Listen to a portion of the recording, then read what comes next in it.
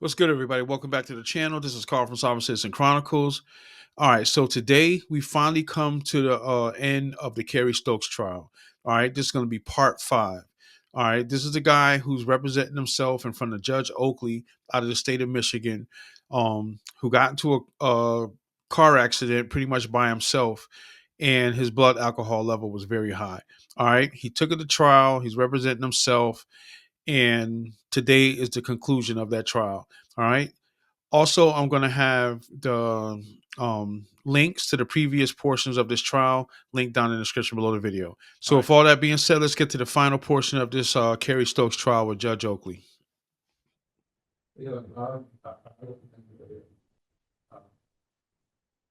Leave it? Okay. Now, the next couple sections I think we have to take out. Flight, concealment, escape. There was none of that. Prior inconsistent statements used to impeach a witness. We didn't hear any of that. Agreed? All right. Stipulation. I don't think we had a stipulation. So we'll take all that out. We agreed? Then motive, we'll leave that in. Agreed?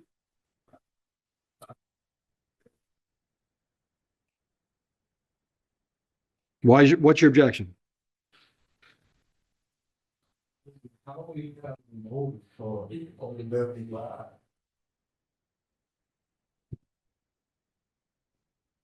I don't feel strongly one way or the other, do you? So you took a step out. I took everything out except one. There was no discussion. I can find a motive coming. I'm sorry? I find a motive coming out. Scratch it. Right. So is there anything left on that page? There is only Circumstantial. Okay. All right. Go back to the index again, and we're going to look at witness instructions.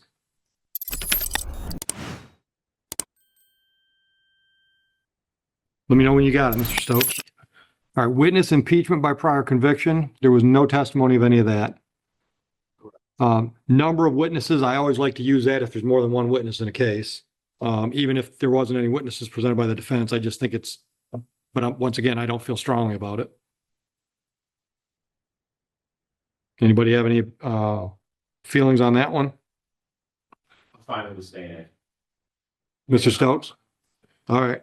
Witness who's been interviewed by a lawyer. I think we got to scratch that because there was no testimony that anybody got interviewed ahead of time.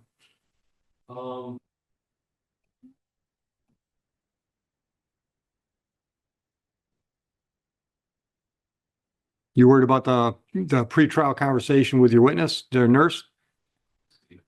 All right, Mr. Stokes, any objections?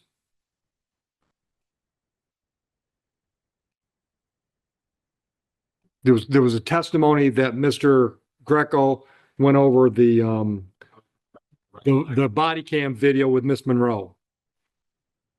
I've heard you, so Leave it in? You okay? All right. And the next one is character evidence regarding conduct of defendant. We didn't hear any character evidence at all. Scratch. We'll leave expert witness in because we had Miss Hawk up. what was that? Character evidence. If, for example, I don't know about drunk driving, but let's say this was an assaultive crime. And you put a witness on, you put the pastor of your church on to say, he's the meekest, most mild guy I've never even seen him raise his voice.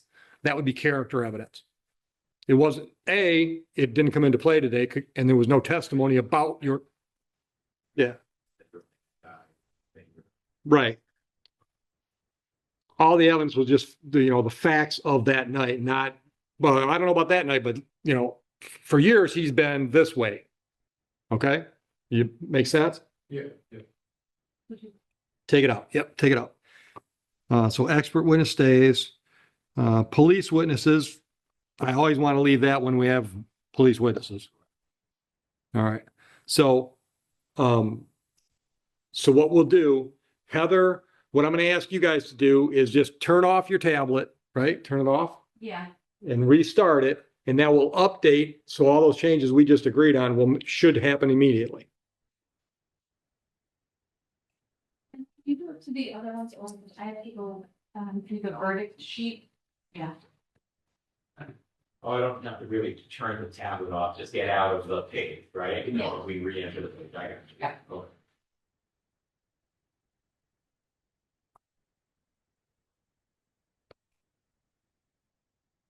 I'm sorry? Yeah, that should do it. And then if you click on my instructions, Judge Oakley instructions. And then I always check in like evidence instructions just to see if it picked up. So Dave, I'm gonna go do the verdict sheet. Dave, did you send me? I'm gonna walk you through, Mr. Stokes. I just want to send me. Yeah. Dave. Thank you, Phil. Did you get it, Mr. Stokes? Hello, Tracy. That's what people are saying.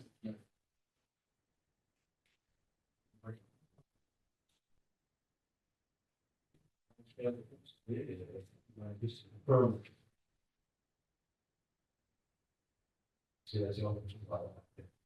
So when I made it, I can start with final instructions, and page 2 goes through pages. Or 3 screens, I should say.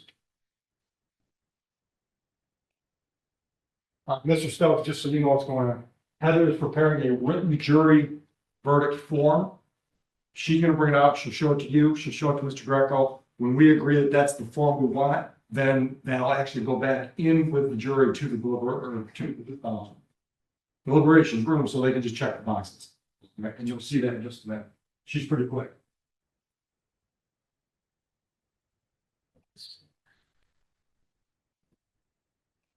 Okay.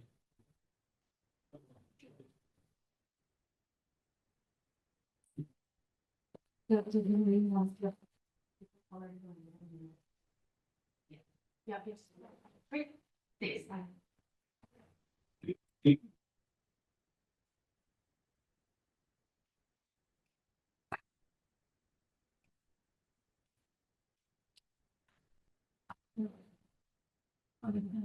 Oh, 2 days ago, I had figured. You have some jury.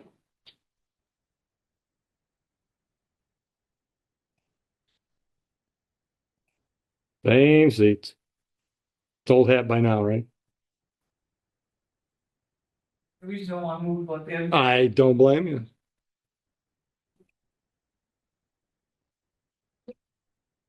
Have a seat.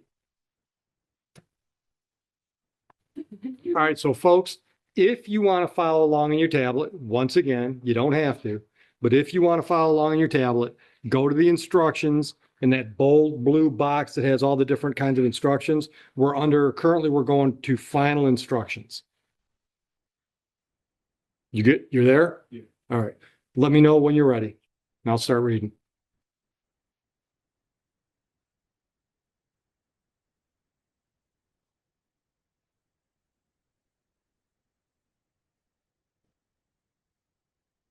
I still see some scrollers.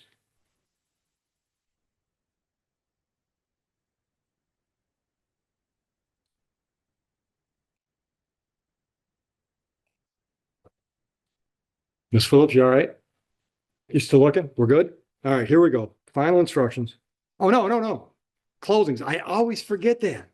All right, so I'm just testing you.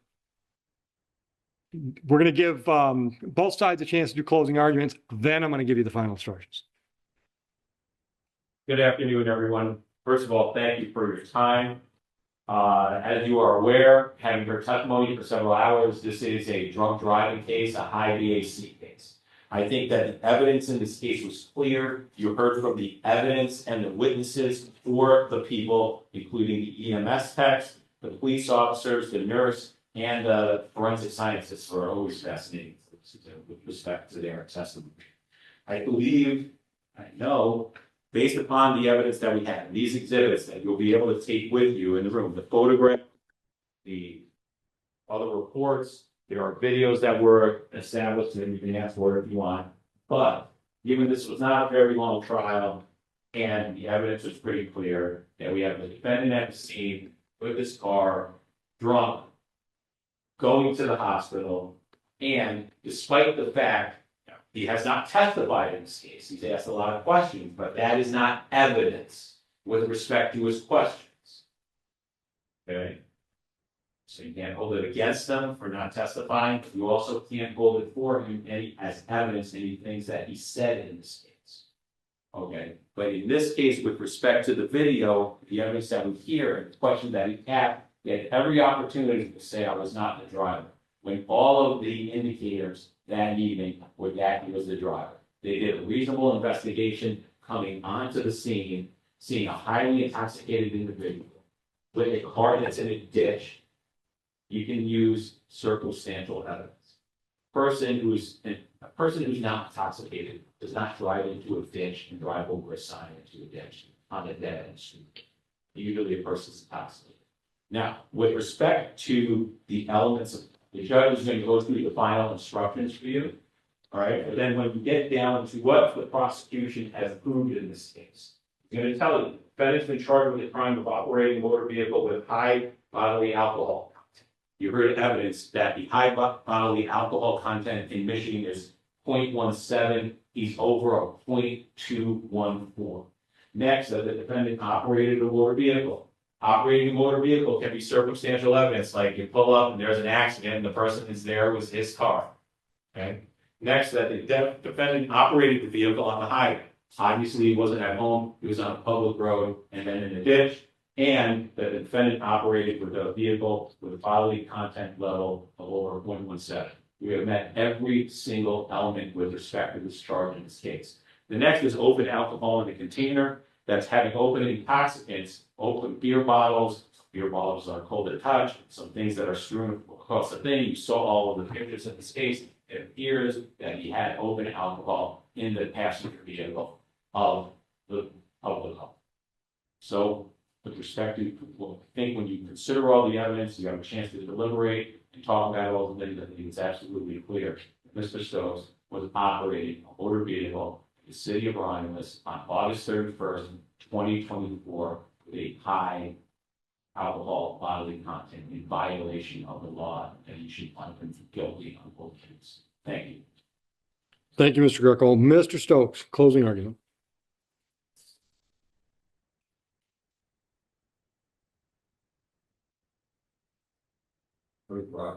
Thank y'all for bearing with me. Stolen from insurance. From jail. Cause you know I'm innocent. I hope that y'all find me not guilty. Like I told y'all in the beginning, they're just simply trying to circumvent the fact that I had a sober drive. It should have been clear from my questioning and everything. I'm not denying the fact that I was here. Not denying the fact. What I'm denying and what the prosecution has failed to prove is that I was driving. You heard testimony from the ambulance driver. They was one of the first ones on the scene. The ambulance person that said when they arrived, me and the passenger was outside the car, which means that we had time to get out of the car. You put something like that? Okay. So the ambulance driver was there. They said they saw me talking to the other police department. Okay.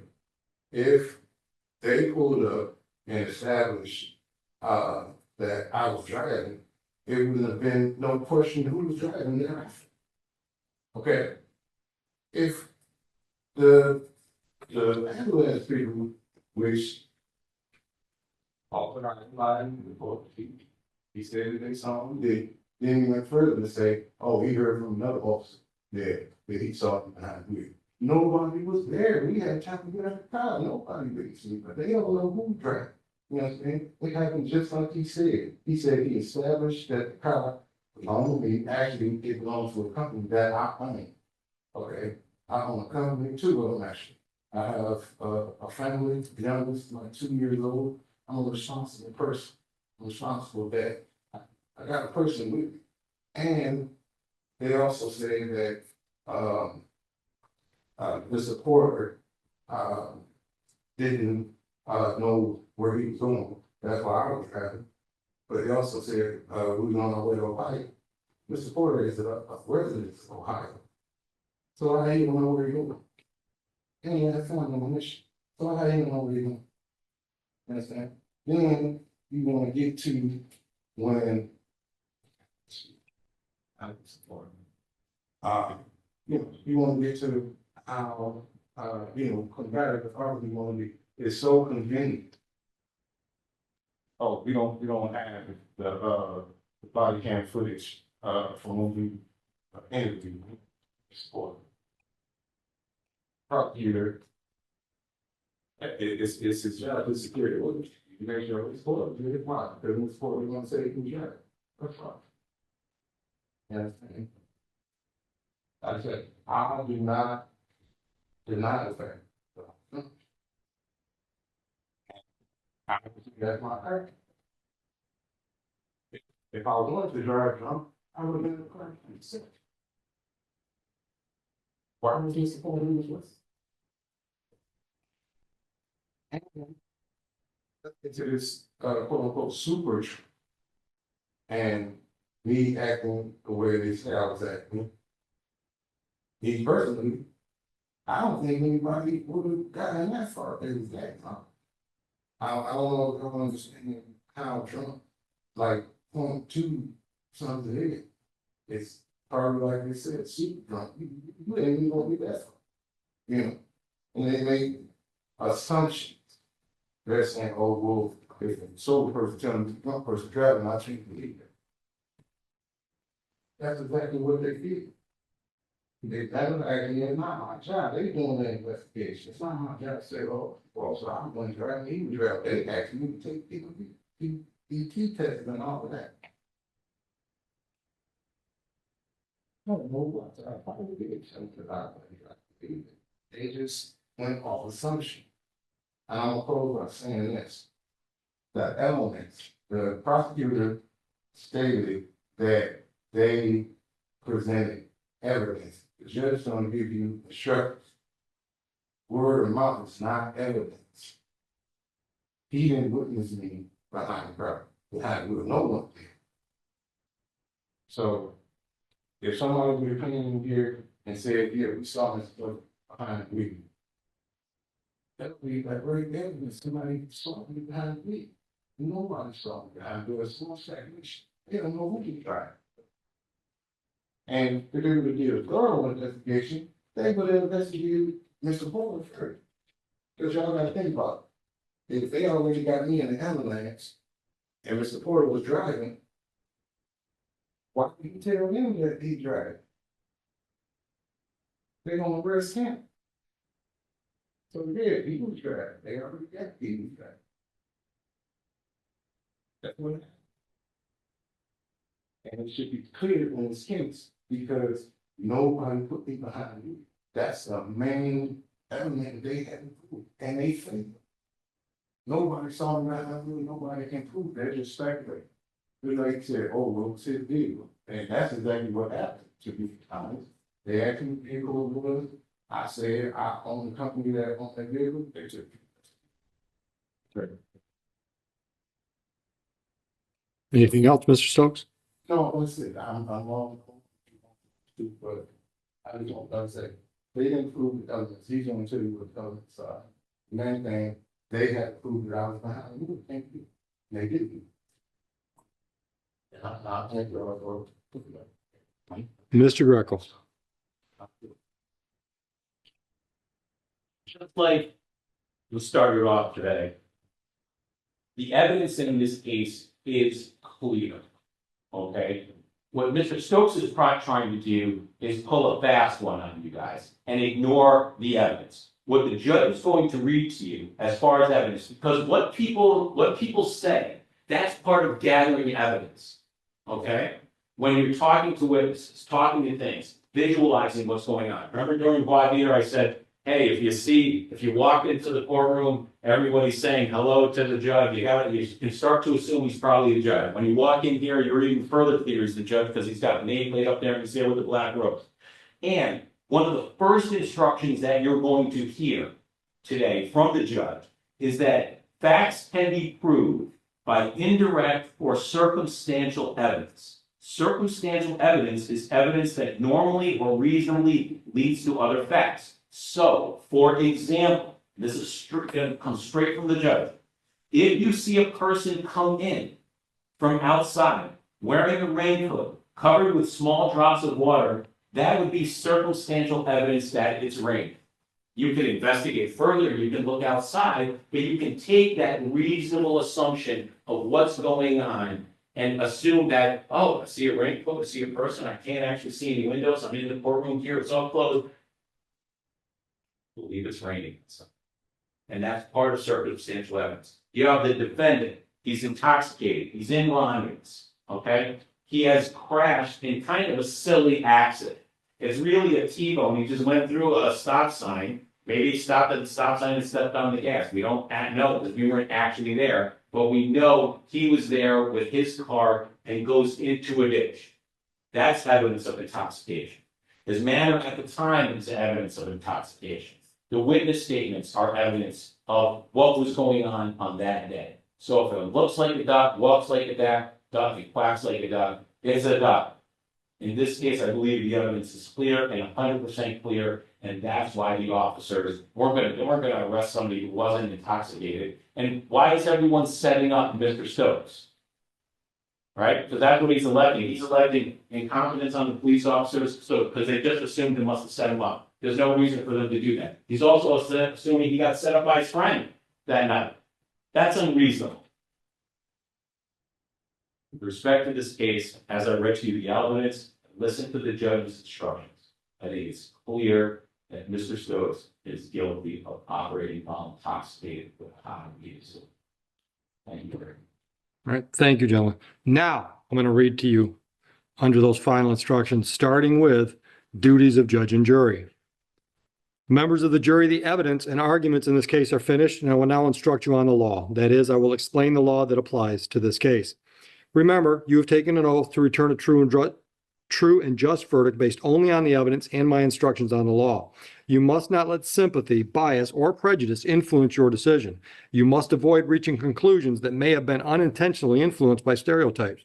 You must reach your own conclusions about this case individually, but you should do so only after listening to and considering the opinions of the other jurors, who may have different backgrounds and perspectives from yours.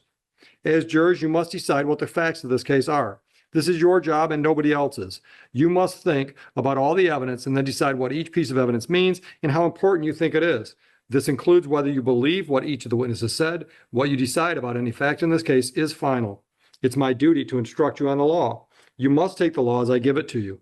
If a lawyer says something different about the law, follow what I say. At various times, I've already given you some instructions about the law. You must take all my instructions together as the law you are to follow. You should not pay attention to some instructions and ignore others. To sum up, it is your job to decide what the facts of the case are, to apply the law as I give it to you, and in that way to decide the case. A person accused of a crime is presumed to be innocent. This means that you must start with the presumption that the defendant is innocent. This presumption continues throughout the trial and entitles the defendant to a verdict of not guilty unless you are satisfied beyond a reasonable doubt that he is guilty. Every crime is made up of parts called elements. The prosecutor must prove each element of the crime beyond a reasonable doubt. The defendant is not required to prove his innocence or to do anything. If you find that the prosecutor has not proven every element beyond a reasonable doubt, then you must find the defendant not guilty.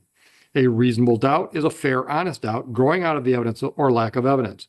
It is not merely an imaginary or possible doubt, but a doubt based on reason and common sense. A reasonable doubt is just that, a doubt that is reasonable after a careful and considered examination of the facts and circumstances of this case. Every defendant has the absolute right not to testify. When you decide the case, you must not consider the fact that he did not testify. It must not affect your verdict in any way. When you discuss the case and decide on your verdict, you may only consider the evidence that has been properly admitted in this case. Therefore, it is important for you to understand what is evidence and what is not evidence. Evidence includes only the sworn testimony of a witness, the exhibits admitted into evidence, and anything else I told you to consider as evidence. Many things are not evidence, and you must be careful not to consider them as such. I will now describe some of the things that are not evidence. The fact that the defendant is charged with a crime and is on trial is not evidence. The lawyer's statements and arguments are not evidence. They are only meant to help you understand the evidence and each side's legal theories. You should only accept things that, well, actually, it should be the parties. You should only accept things the parties say that are supported by the evidence or by your own common sense and general knowledge. The parties' questions to the witnesses and my questions to the witnesses are also not evidence. You should consider these questions only as they give meaning to the witnesses' answers. My comments, rulings, questions, and instructions are also not evidence. It is my duty to see that the trial is conducted according to the law and to tell you the law that applies to this case. However, when I make a comment or give an instruction, I'm not trying to influence your vote or express a personal opinion about the case. If you believe that I have an opinion about how you should decide this case, you must pay no attention to that opinion. You are the only judges of the facts, and you should decide this case from the evidence. At times during the trial, I may have excluded evidence that was offered or stricken testimony that was heard. Do not consider those things in deciding the case. Make your decision only on the evidence that I let in and nothing else. Your decision should be based on all the evidence, regardless of which party produced it. You should use your own common sense and general knowledge in weighing and judging the evidence, but you should not use any personal knowledge you may have about a place, person, or event. To repeat once more, you must decide this case based only on the evidence admitted during the trial. As I said before, it's your job to decide what the facts of this case are. You must decide which witnesses you believe and how important you think their testimony is. You do not have to accept or reject everything a witness said. You are free to believe all, none, or part of any person's testimony. In deciding which testimony you believe, you should rely on your own common sense and everyday experience. However, in deciding whether you believe a witness's testimony, you must set aside any bias or prejudice you may have and not be influenced by a witness's disability, gender identity, race, religion, ethnicity, sexual orientation, age, national origin, or socioeconomic status. Again, take the time you need to test what might be automatic or instinctive judgments and to reflect carefully about the evidence. There is no fixed set of rules for judging whether you believe a witness, but it may help you to think about these questions. Was the witness able to see or hear clearly? How long was the witness watching or listening? Was anything else going on that might have distracted the witness? Did the witness seem to have a good memory? How did the witness look and act while testifying? Did the witness seem to be making an honest effort to tell the truth, or did the witness seem to evade the questions or argue with the lawyers? Does the witness's age and maturity affect how you judge his or her testimony? Does the witness have any bias, prejudice, or personal interest in how this case is decided? Have there been any promises, threats, suggestions, or other influences that affected how the witness testified? In general, does the witness have any special reason to tell the truth or any special reason to lie? All in all, how reasonable does the witness's testimony seem when you think about all the other evidence in the case? Sometimes the testimony of different witnesses will not agree, and you must decide which testimony you accept. You should think about whether the disagreement involves something important or not, and whether you think someone is lying or is simply mistaken. People see and hear things differently, and witnesses may testify honestly, but simply be wrong about what they thought they saw or remembered. It is also a good idea to think about which testimony agrees best with the other evidence in the case. However, you may conclude that a witness deliberately lied about something that is important to how you decide the case. If so, you may choose not to accept anything that witness said. On the other hand, if you think the witness lied about some things but told the truth about others, you may simply accept the part you think is true and ignore the rest. Elements of the crime. The defendant is charged with the crime of operating a motor vehicle with a high bodily alcohol content. To prove this charge, the prosecutor must prove each of the following elements beyond a reasonable doubt. First, that the defendant operated a motor vehicle. To operate means to drive or have actual physical control of the vehicle. Second, that the defendant operated the vehicle on a highway or other place open to the public or generally accessible to motor vehicles, including a designated parking area. Third, that the defendant operated the vehicle with a bodily alcohol level of 0.017 grams or more per 100 milliliters of blood. The defendant is also charged with having open intoxicants in the vehicle he was operating. Michigan law provides that an operator or occupant shall not transport or possess alcoholic liquor in an open or uncapped container or upon which the seal is broken, within the passenger area of the vehicle, upon a highway, or within the passenger area of a moving vehicle in a place open to the general public, including areas designated for parking. To prove this charge, the prosecutor must prove the following elements beyond a reasonable doubt. That an open alcoholic liquor bottle was in the passenger area of defendant's motor vehicle. Passenger area means the area designed to seat the operator, the defendant, and passengers of the motor vehicle while the motor vehicle is in operation in any area that is readily accessible to the operator, the defendant, while in a seating position, including the glove compartment. The prosecutor must also prove beyond a reasonable doubt that the crime occurred on or about August 31, 2024, within the city of Romulus. When you go to the jury room, you will be provided with a written copy of the final jury instructions. It'll be on your tablet, folks. A copy of electronically recorded instructions will be provided. You should first choose a foreperson. The foreperson will see to it that your discussions are carried on in a businesslike way and that everyone has a fair chance to be heard. During your deliberations, please turn off your cell phones or other communication equipment until we recess. A verdict in a criminal case must be unanimous. In order to return a verdict, it is necessary that each of you agrees on that verdict. In the jury room, you will discuss the case among yourselves, but ultimately each of you will have to make up your own mind. A verdict must represent the individual considered judgment of each juror. It is your duty as jurors to talk to each other and make every reasonable effort to reach agreement. Express your opinions and the reasons for them, but keep an open mind as you listen to your fellow jurors. Rethink your opinions and do not hesitate to change your mind if you decide you were wrong. Try your best to work out your differences. However, although you should try to reach agreement, none of you should give up your honest opinion about the case just because other jurors disagree with you or just for the sake of reaching a verdict. In the end, your vote must be your own, and you must vote honestly and in good conscience. Possible penalties should not influence your decision. It is the duty of the judge to fix the penalty within the limits provided by law. In the event, if you want to communicate with me while you're in the jury room, please have your foreperson write a note and give it to the court officer. It's not proper for you to talk directly with me, the parties, or other people involved in the case. As you discuss the case, you must not let anyone, even me, know how your voting stands. Therefore, until you return with a unanimous verdict, do not reveal this to anyone outside the jury room. When you go to the jury room to deliberate, you may take your notes and full instructions. If you want to look at any or all of the reference documents or exhibits that have been admitted, just ask for them. When you go to the jury room, you will be given an electronic copy of the instructions you have just heard. As you discuss the case, you should think about all my instructions together as the law you are to follow. I've also had a jury verdict prepared, and this paper document will go in with you for your deliberations. Now, if we go back to the index page under evidence instructions, I'll give you a minute to get there.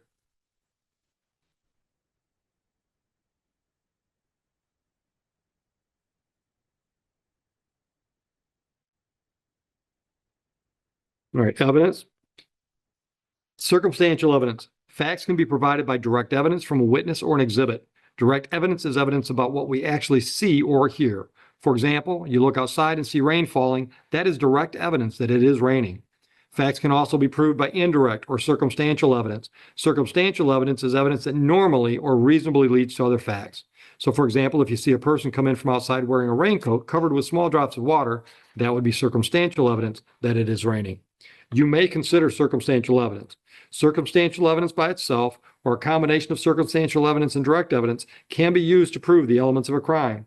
In other words, you should consider all the evidence that you believe. Now we're going to go to witness instructions. I'll give you a second to catch up there.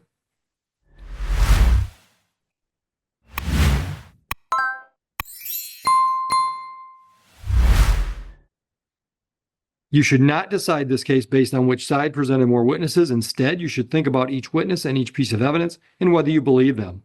Then you must decide whether the testimony and evidence you believe proves beyond a reasonable doubt that the defendant is guilty. You've heard that a lawyer talked to one of the witnesses. There's nothing wrong with this. A lawyer may talk to a witness to find out what the witness knows about the case and what the witness's testimony will be. You've also heard testimony from a witness who has given you her opinion as an expert in the field of toxicology.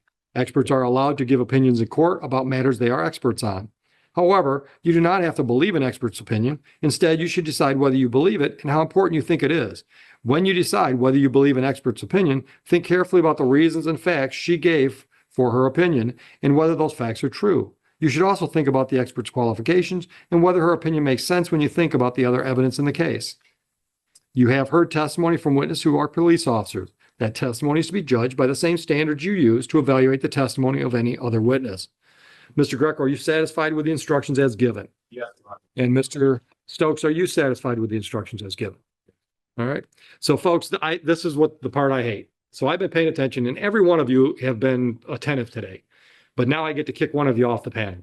So what I've got, you each have chairs. So, we did 1, 2, 3, 4, 5, 6, 7. So I've got little wooden beads in here that are numbered. And I just randomly pull one of them out and tell one of you, thanks, goodbye. With that said, if your number comes up, you can stick around because when we're all done, when the jury has made their decision, I share the decision with the courtroom. At that point, I go back in and do my little debrief. I just sit down, answer questions, try to find out if there's anything we could do to make things more comfortable for jurors. And the alternate juror that gets removed is welcome to go back in if they stick around that long. So I pulled the bead and juror number 2, Ms. Phillips. You are thanked and excused, but once again, feel free to stick around so you can get in on the debrief conversation. Absolutely. Absolutely. I would encourage you to do so. All right. So the rest of you, Officer Garcia is going to take you in. He's going to take the exhibits and the jury verdict form. He'll be outside the door all the time you're in there. Once again, if you leave any personal property here, it's safe. Officer Rapp, Tim's going to be here. If you need anything, if you have any questions or anything, just tap on the door and Officer Garcia will see what's going on. All right, so you can go with him. All right, y'all. So finally, we've come to the end of this trial, the Cary Stokes trial with Judge Oakley. Yeah, I mean, first off, I'm not going to give a lot of commentary because I can't remember everything that happened during this proceeding. It was 4.5 hours of footage. I kind of compressed it down to, about 3.5 hours of the relevant points. And there was a lot of quiet spots and stuff, where the jury had to go back in the room. So I didn't show y'all all that. But anyway, what it boils down to is, he was drinking and driving, got in an accident, denied that he was driving, ended up going to the hospital and some things happened there. But at the end of the day, he was found convicted. He should have used a lawyer or a public defender. And it is what it is. He tried to be a sovereign citizen. He tried to, go pro se, and it just did not work out for him. I mean, this wasn't no criminal case. So, I mean, it was a lot. There was a lot of resources just based on this guy not pleading guilty and maybe taking a plea for something that he pretty much know he did. But he's probably just going to get probation, a slap on the wrist. But yeah, I mean, it was a lot. 4.5 hour trial. For something as little as this, but he had the right to it, and that's just my opinion. I mean, some people might disagree, and if you do disagree, put it in the comments down below. All right, so with all that being said, I just want to thank you for getting through all of this. This is Carl from Citizen Chronicles. I catch you on the next video. Subscribe to the channel, hit the notification bell, and also leave a thumbs up to this video. All right, like I said, I'll catch you on the next video. God bless. Peace.